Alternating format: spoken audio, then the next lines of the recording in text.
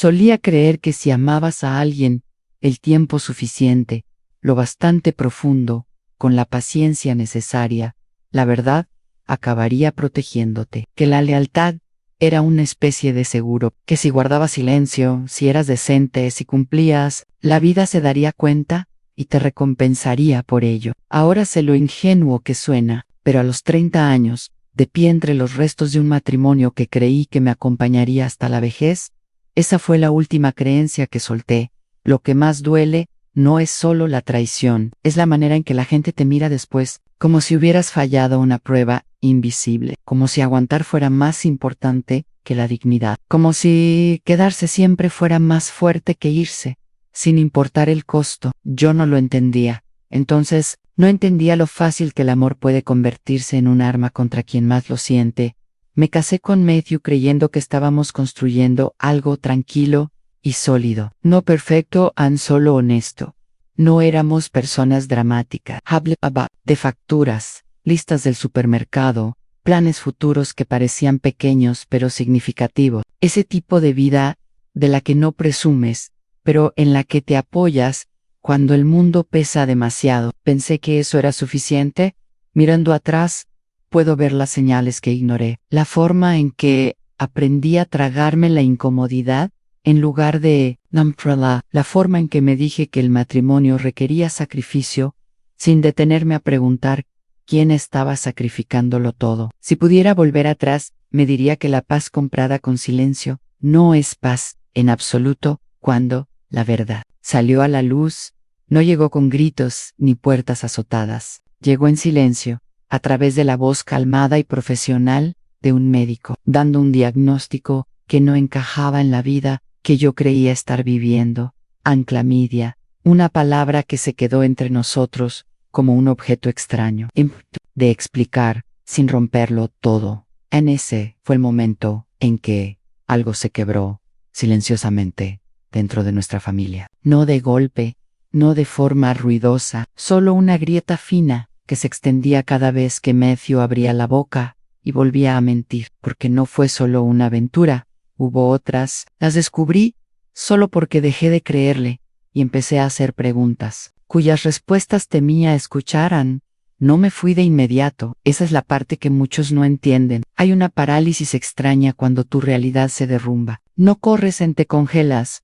Haces inventario de tu vida. Piensas en los años que ya pasaron, en las fiestas familiares, en las rutinas compartidas. Te preguntas cuántas partes de ti perderás si te vas y cuántas perderás si te quedas. A Matthew lloró, prometió cambiar. Me dijo que yo era su familia, que podíamos arreglarlo si yo me esforzaba más. Esas palabras me siguieron hasta en el sueño. Esfuérzate más, como si la fidelidad fuera un trabajo en equipo y yo no hubiera cumplido con mi parte. Entonces vino su madre. Mariana no vino con cuidado, vino con propósito. Vino mientras yo empacaba cajas, mi vida reducida a cartón y cinta, mis manos temblando, mientras decidía qué partes de mí valía la pena llevarme. La casa era suya, lo recordó sin decirlo directamente. Renta barata, le gustaba llamarlo, como si la generosidad borrara los límites. Me dijo que me rendía demasiado fácil. El matrimonio era trabajo, que el amor significaba perdón. Lo dijo con la seguridad de alguien que nunca había sido traicionada como yo, o al menos eso pensé en ese momento. Recuerdo estar de pie, sosteniendo un montón de ropa doblada, escuchándola hablar del compromiso, como si fuera una obligación moral que solo debía cumplir la persona herida. Algo dentro de mí se endureció. No fue rabia, fue algo más silencioso, una necesidad de que el ruido se detuviera. Así que le hice una pregunta. Le pregunté cómo había manejado ella cuando su esposo la engañó. La habitación cambió. Lo vi en su rostro antes de que hablara. Confusión, luego miedo, luego negación. Me preguntó de qué estaba hablando. Subas vacilo. En ese momento supe que la verdad tenía peso, que existía, la reconociera o no. Le dije que necesitaba consejo, que si esperaba que yo superara una infidelidad, quería saber cómo ella había sobrevivido a la suya. Le dije que había guardado silencio, porque Matthew me lo pidió, porque proteger la imagen de la familia importaba más que mi dolor. Al menos, eso fue lo que me hicieron creer. No discutió, se levantó y se fue. En ese momento me dije que solo quería que me dejara en paz, que estaba cansada, aunque necesitaba espacio. No pensé en lo que pasaría una vez que la verdad ya no estuviera contenida. No pensé en cómo los secretos pudren todo lo que tocan. Si pudiera volver atrás, igual haría esa pregunta. Pero me prepararía para lo que vino después. Porque cuando dejas de proteger las mentiras de otros, ya no puedes elegir a quién hiere la verdad. Y esa realización se quedó conmigo mucho después de que la casa quedara vacía, después de que Mariana se fue ese día, la casa se sintió distinta, no más vacía, más pesada, como si las paredes hubieran absorbido algo que no estaban hechas para sostener. Seguían pecando, pero más despacio. Doblaba cosas que ya sabía que no me llevaría. Me detenía en las puertas, dejaba que los recuerdos aparecieran y se fueran sin intentar ordenarlos. Eso es lo que pasa cuando el futuro desaparece. Dejas de avanzar y empiezas a girar alrededor del pasado. No supe de la pelea de inmediato. Nadie me llamó esa noche. Matthew no volvió a casa. No, pregunté dónde estaba. Para entonces, el silencio se había convertido en su propio idioma entre nosotros. Una forma de evitar otra conversación que solo terminaría conmigo sintiéndome más pequeña que antes. A la mañana siguiente me desperté temprano por costumbre. Hice café para 2 y luego tiré la segunda taza por el fregadero sin pensarlo. Eso dolió más de lo que esperaba. No fue la aventura lo que hizo eso, fue la memoria del cuerpo, las rutinas que permanecen mucho después de que la confianza se ha ido. Creí que entendía el dolor. Me equivoqué.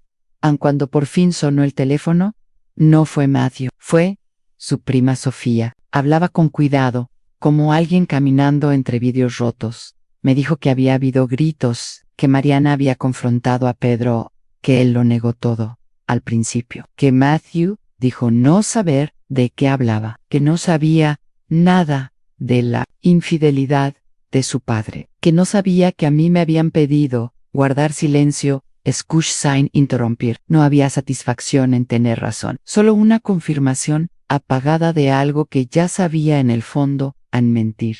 Era algo normal en esa familia, algo que se transmitía en silencio, como un hábito que aprendes sin darte cuenta más tarde. Matthew admitió partes, nunca todo de una vez, siempre fragmentos. Dijo que su padre solía llevarlo a jugar golf los sábados, viajes de pesca con noche incluida, pequeñas escapadas que sonaban inocentes al decirlas en voz alta. Me dijo que esos viajes eran la coartada, que Pedro lo ayudaba, que era más fácil engañar cuando alguien mayor era. Te enseñaba a mentir sin pestañear.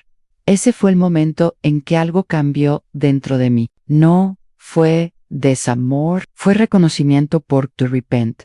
La traición de Matthew no se trataba solo de deseo o debilidad o malas decisiones, se trataba de permiso, de crecer en un mundo donde la infidelidad se sobrevivía ocultándola, no enfrentándola, donde las mujeres aguantaban y los hombres explicaban, donde el silencio se confundía con fortaleza. Pero esa no fue la parte más dura.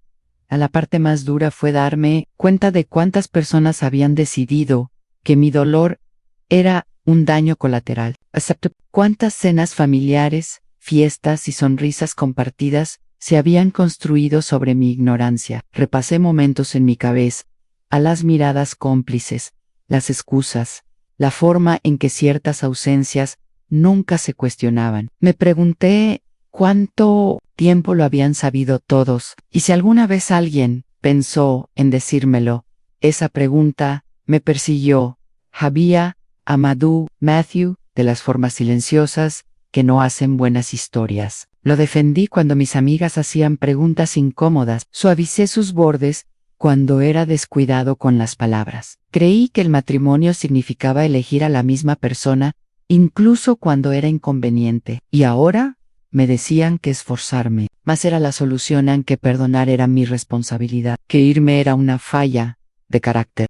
Mariana no me llamó después de que salió la verdad. No para disculparse, no para preguntar cómo estaba. Estaba enojada, pero no con las personas correctas.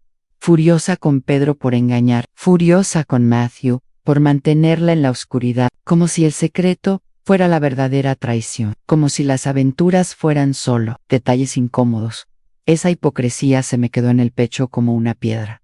Empecé a dudar de mí.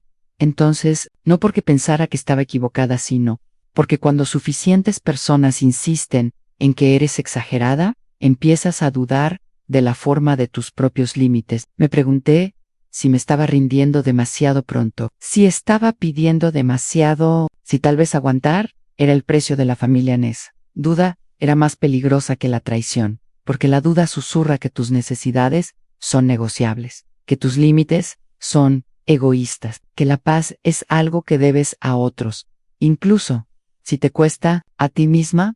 Pasé muchas noches despierta pensando en la mujer en la que me convertiría si me quedaba, la versión de mí que sonreía con cortesía en reuniones, sabiendo lo que le habían hecho, la versión que aprendía a compartimentar el dolor también, que al final desaparecía junto con la alegría. Le tenía miedo a esa mujer.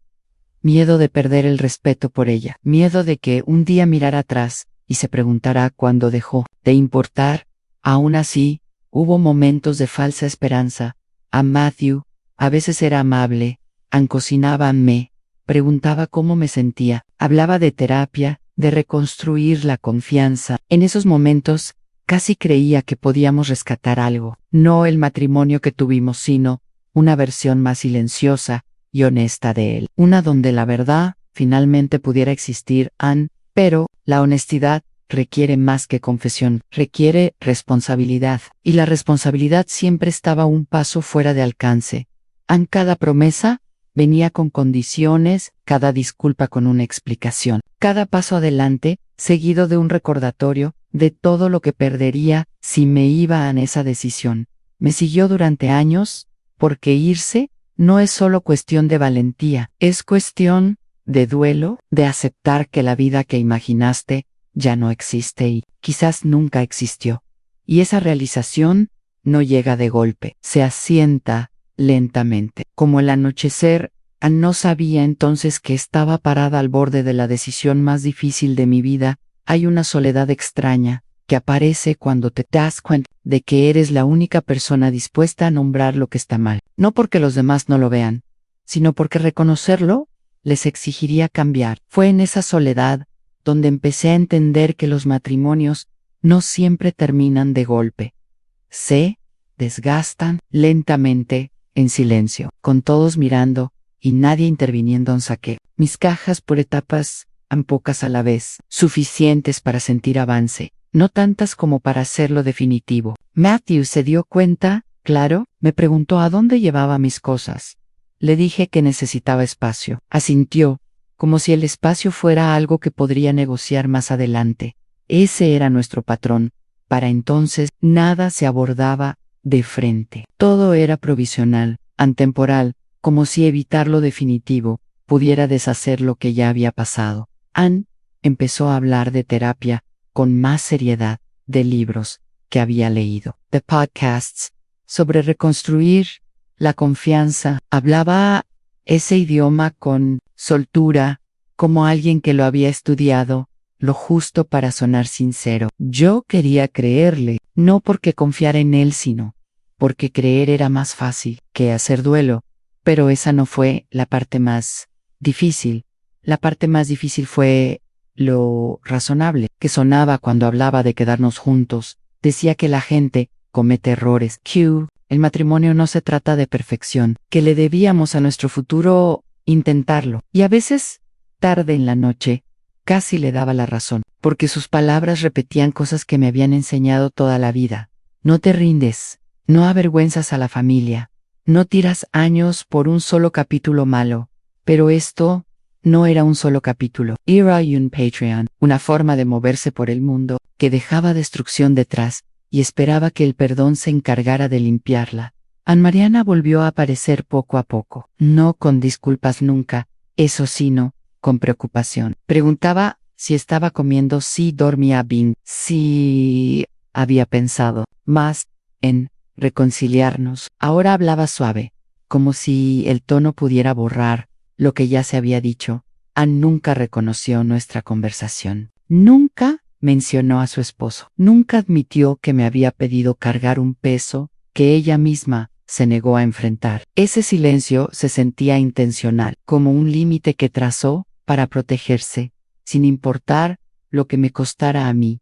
A mí entonces entendí que no solo estaba luchando por mi paz, estaba luchando contra un sistema familiar que dependía de que las mujeres absorbieran el dolor en silencio. Un sistema donde la resistencia se aplaudía y los límites se trataban como traición. Esa comprensión fue clara y aterradora porque si me quedaba, no solo estaba perdonando a Matthew, estaba aceptando participar en ese sistema, enseñándome que mi sufrimiento era manejable, negociable, olvidable, y una vez que aceptas eso, es muy difícil desaprenderlo. Empecé a ver a una terapeuta por mi cuenta, no para salvar el matrimonio, sino para entender por qué seguía dentro de él. Me hizo preguntas simples que resultaron imposibles de responder. ¿Qué necesitas para sentirte segura? ¿Qué significa el respeto para ti? ¿Quién eres cuando nadie te pide que te comprometas? No tuve respuestas de inmediato. Eso me asustó más que cualquier cosa que Matthew hubiera hecho, porque significaba que había pasado años moldeándome alrededor de la comodidad de otra persona, y no sabía qué quedaba cuando dejaba de hacerlo. Hubo una noche, no mucho después, en la que Matthew admitió algo sin que yo se lo pidiera. Dijo que nunca pensó que yo me iría. No, de verdad. Dijo que asumió que estaría enojada, herida, distante, pero aún ahí, aún leal, aún intentándolo. Esa confesión pesó más que cualquier acusación, porque reveló la verdad que estaba debajo de todo. Mi dolor había sido calculado. Quizzes, no de forma consciente, pero sí con seguridad. Creía que yo lo absorbería, como siempre, como las mujeres antes que yo. Ese fue el momento en que algo finalmente se derrumbó, no con ruido, no con drama, solo una comprensión silenciosa de que el amor sin respeto no es amor, es conveniencia. No se lo dije, entonces no hacía falta. Hay verdades que no necesitan testigos, solo aceptación. Terminé de empacar mis últimas cosas la semana siguiente. Mariana no estaba, en Pedro tampoco. La casa se sentía neutral, otra vez, como si hubiera exhalado. Dejé la llave sobre la encimera. Al cerrar la puerta, sentí duelo profundo y real, pero también algo más que no esperaban. Alivio, no porque el dolor hubiera desaparecido, sino porque por fin me pertenecía. No escondido, no minimizado, no gestionado para la comodidad de otros. No sabía qué vendría después, solo sabía que quedarme habría significado desaparecer, y ya no estaba dispuesta a hacerlo. Después de mudarme, una calma extraña se instaló en mi vida, no felicidad, no alivio como la gente imagina, solo silencio, un silencio que se sentía desconocido. Después de años de ruido emocional, dormía mejor de lo esperado, comía con regularidad, pasaban días sin llorar. Eso me asustó más que la tristeza. Matthew interpretó esa calma como una señal. Me dijo que el espacio estaba ayudando, que la distancia nos estaba dando claridad. Dijo que ahora veía cuánto me había dado por sentada. Habló de crecimiento, de responsabilidad, de convertirse en alguien digno de confianza. Y por un momento, solo un momento, mi pregancy, irme finalmente, había logrado lo que quedarme nunca pudo. Ese era el peligro de la falsa esperanza. No gritaban, susurraban. Nos vimos algunas veces para hablar de cosas prácticas. Papeles, cuentas, cabos sueltos, que aún unían nuestras vidas. Fue cuidadoso en esos encuentros. Medía sus palabras. No me tocaba menos que yo iniciara. Me miraba como alguien que teme perder algo valioso. Noté cuánto quería que esa versión de él fuera real en mí. Que era posible que el dolor lo hubiera cambiado, que las consecuencias lo hubieran alcanzado de una forma que mis lágrimas nunca lograron, que tal vez este era el Matthew que había estado esperando todo este tiempo, el que escuchaba, el que no minimizaba, el que se quedaba cuando las cosas eran incómodas, no lo entendía. Entonces, pero estaba haciendo duelo y esperando al mismo tiempo, intentando construir un puente entre lo que fue y lo que deseaba que aún pudiera ser. A Mariana volvió a comunicarse durante ese periodo, no para hablar del pasado sino del futuro. Me preguntó si había reconsiderado el divorcio. Dijo que las familias sobreviven cosas peores, que el tiempo suaviza todo. Hablaba como alguien que confundía aguantar con sanar. La escuché con cortesía. Siempre lo hacía. Lo que ella no sabía, lo que yo aún no había admitido, era que algo dentro de mí había cambiado de forma permanente. Podía oír sus palabras sin absorberlas. Pasaban a través de mí sin echar raíces. Eso era nuevo y silenciosamente poderoso. Aún así, la duda persistía. Me preguntaba si estaba confundiendo la paz con evasión, si mi calma era solo entumecimiento emocional, si irme era más fácil que quedarme y hacer el trabajo. Esas preguntas me seguían a todas partes. En el supermercado, en el tráfico, en las horas pequeñas de la noche cuando el mundo se siente honesto. Pero esa no fue la parte más dura. La parte más dura llegó cuando me di cuenta de cuánto esfuerzo ponía Matthew en sonar convincente y cuán poco ponía en ser realmente responsable.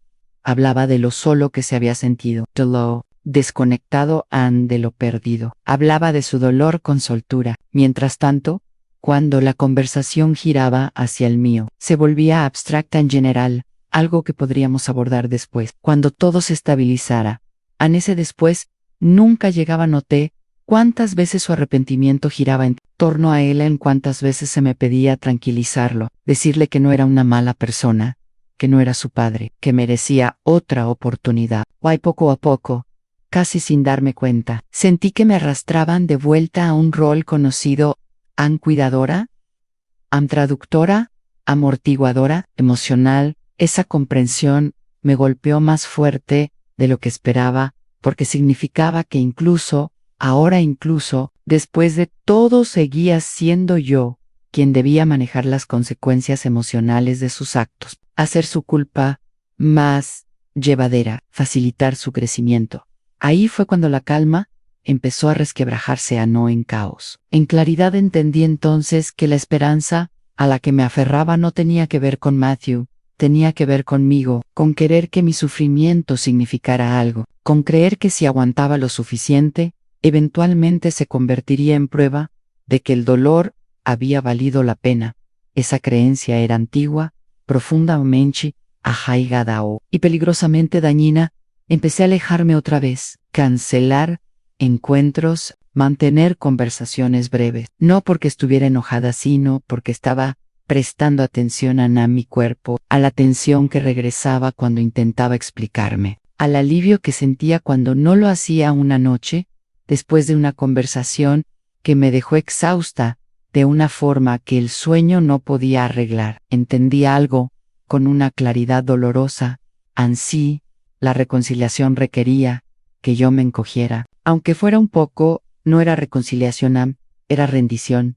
Esa comprensión no llegó con drama, solo con una tristeza silenciosa y una certeza que no podía ignorar. La falsa esperanza se disolvió, no porque Matthew fallara de forma espectacular, sino porque siguió siendo el mismo en todo lo que importaba, y eso fue suficiente. El momento que lo terminó todo no se pareció a un final. No hubo discusión, no hubo una traición final, no hubo gritos ni puertas azotadas. Fue una conversación común, en una noche cualquiera, sobre una molestia cotidiana. Y eso fue lo que la hizo imposible de ignorar. Matthew llamó para decirme que había faltado a una sesión de terapia. Sonaba molesto, no avergonzado. Dijo que el trabajo se había alargado, que reprogramaría. Lo dijo como si no fuera gran cosa, como si no importara. Escuché en silencio. Hice algunas preguntas neutrales, y mientras hablaba sentí que algo se acomodaba dentro de mí con absoluta certeza. Me di cuenta de que ya no me sorprendía. Ese fue el colapso. No fue rabia, no fue devastación, fue la ausencia de expectativa, la comprensión de que así era él cuando nadie lo vigilaba de cerca, cuando la responsabilidad exigía constancia, no intención, cuando el cambio requería esfuerzo, no palabras. No lo confronté, no le di un discurso, no lloré. Colgué el teléfono y me quedé sentada, mirando la pared, llorando algo muy específico, la versión de mí que seguía esperando que él se convirtiera en otra persona. Esa fue la pérdida más profunda, porque la esperanza, cuando dura demasiado, se convierte en traición a una misma. Pensé en todas las veces que ajusté mis estándares en nombre del amor, en todas las formas en que reformulé mis necesidades para que sonaran más pequeñas, más razonables, más fáciles de aceptar. Había sido tan cuidadosa de no pedir demasiado que olvidé pedir lo suficiente. Esa comprensión dolió más que las infidelidades. La infidelidad fue algo que me hicieron pero abandonarme, fue algo en lo que participé. Entonces, entendí por qué las palabras de Mariana me habían dolido tanto aquel día, por qué su insistencia en aguantar se había sentido asfixiante. No me estaba pidiendo que salvara mi matrimonio, me estaba pidiendo que protegiera un sistema que ya la había roto a ella, y al hacerlo, reveló algo que ya no pude dejar de ver en ella. Sobrevivió encogiéndose, perdonando sin sanar, tragándose el enojo hasta que se volvió hacia adentro y confundió esa supervivencia con sabiduría. No la culpo como antes, ahora la entiendo mejor. Entender no significa estar de acuerdo, significa claridad. Presenté los papeles finales del divorcio. La semana siguiente, Matthew no luchó. Eso también dolió, a su manera. Hubo una parte de mí que quería resistencia, prueba de que importaba lo suficiente como para que peleara. Pero lo que recibí fue resignación, otra confirmación silenciosa de que irme era la decisión correcta. Mariana envió un mensaje cuando se enteró. Fue breve. Dijo que estaba decepcionada. Dijo que esperaba que encontrara paz. No said. No preguntó qué había cambiado. No hacía falta. Lo que había cambiado era yo. Había dejado de creer que el amor exigía que soportara el desprecio, había dejado de confundir la paciencia con borrarme a mí misma, había dejado de medir mi valor por cuánto dolor podía absorber en él. Colapso no fue dramático, fue limpio, doloroso pero limpio, y, una vez que ocurrió, no hubo vuelta atrás. El divorcio no se siente como libertad de la forma en que la gente lo imagina, se siente como lo que queda después, como caminar por un lugar donde algo se quemó y tratar de recordar que había allí antes. Durante mucho tiempo después de firmar los papeles, aún tomaba el teléfono cuando pasaba algo pequeño, un momento gracioso en el supermercado, una canción que solíamos escuchar. Los hábitos sobreviven al amor. Viví sola por primera vez. En mi vida adulta, el silencio era distinto. Entonces, no pesado, honesto, no tenía que gestionar los estados de ánimo de nadie más. No había tensión flotando bajo la superficie. No me di cuenta de cuánta energía gastaba solo en estar emocionalmente alerta, hasta que dejé de hacerlo. Matthew se fue desvaneciendo de mi vida, poco a poco, no de golpe. Los mensajes se hicieron más cortos, luego más escasos. Finalmente desaparecieron. Supe por la familia que estaba mejor, que estaba saliendo con alguien, que decía que el divorcio fue mutuo. Dejé que esas versiones existieran, sin corregirlas. Ya no necesitaba que la verdad fuera pública. Solo que fuera mía. Mariana y yo nunca volvimos a hablar. A veces pienso en ella, en la mujer que pudo haber sido, si hubiera podido elegirse antes. En los años que pasó, convenciéndose de que sobrevivir era lo mismo que ser feliz. No la odio, tampoco la admiro. Es un recordatorio de un camino del que me alejé a tiempo. La parte más extraña es esta. El dolor no desapareció. Se suavizó, se convirtió en algo que puedo cargar sin que me defina. Aprendí que sanar no es borrar lo que pasó, es integrarlo sin dejar que decida tu futuro.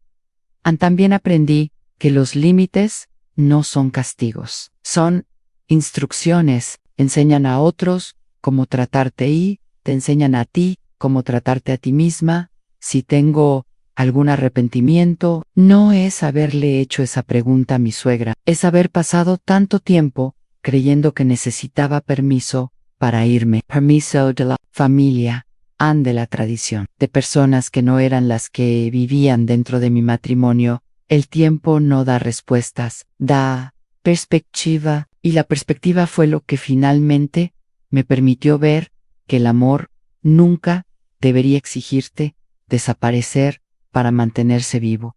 No cuento esta historia porque quiera tener razón. La cuento porque sé lo fácil que es confundir aguantar con virtud, lo tentador que es creer que quedarse siempre es más fuerte que irse, y lo peligroso que puede ser ese pensamiento cuando te cuesta tu identidad. Si estás escuchando esto y estás en un lugar parecido, cuestionando, en silencio, encogiéndote poco a poco, sabe esto. No tienes que justificar tus límites ante quienes se benefician de que no los tengas. Irme no me hizo valiente, me hizo honesta, y a veces eso es lo más valiente que puedes ser.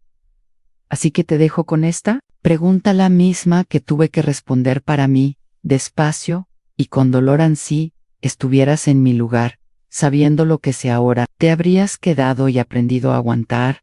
¿O te habrías ido y aprendido a vivir?